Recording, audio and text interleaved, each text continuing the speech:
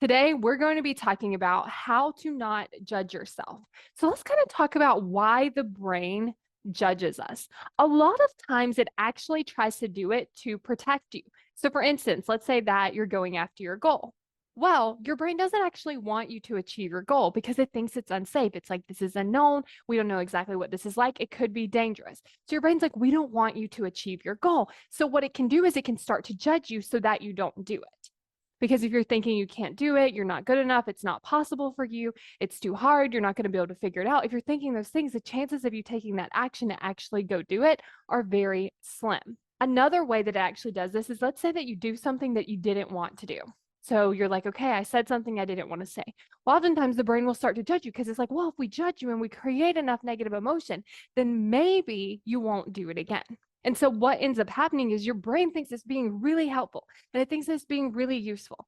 But what actually happens is it actually isn't helping you to achieve the goals that you want to achieve. So the first way that you can actually stop your brain from doing this is by actually stopping it from doing that. So your brain's going to come and it's like, hey, just so you know, you shouldn't have done that and you should have done something different. And it's like, actually, we're not thinking about that.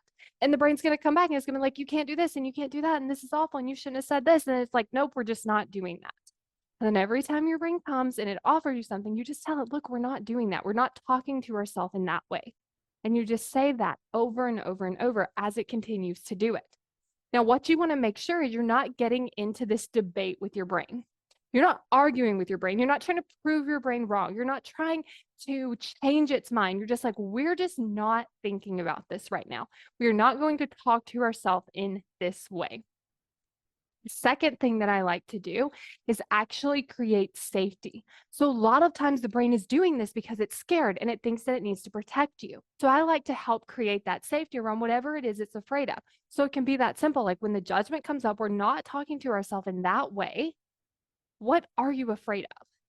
And then see what comes up. And then once you get that answer, start comforting your brain in a way that has it feel safe so that you can keep going and it doesn't feel the need to continue to judge you. So let's say that you get the example of like, well, people are going to say mean things to me. Well, how can you create safety around that? Like, it's okay if someone says something to me.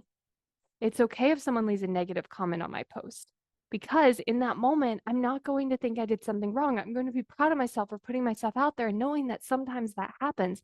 And it doesn't necessarily mean that much about me as it does about them. And so just using these two things when your brain starts to judge you, like one, telling it we're not doing that, and two, creating safety around the thing that it's afraid of. I want you to imagine you are walking on a path, but you really don't want to get to the destination. What would you end up doing? You would take some wrong turns. You would turn around. Maybe you would stop walking completely. Maybe you would get lost. Maybe you would just get distracted by every single thing.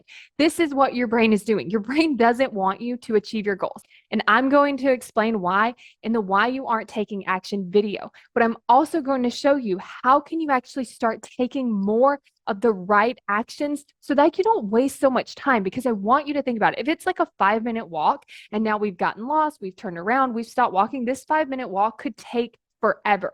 And so if it feels like you aren't making progress toward your goals, if it feels like you're not taking action, but you don't understand why, this is why you want to get this video, because it helps you take action so much faster and helps you actually get to that result you want so much faster too. So go to successbykayla.com to get instant access to the video.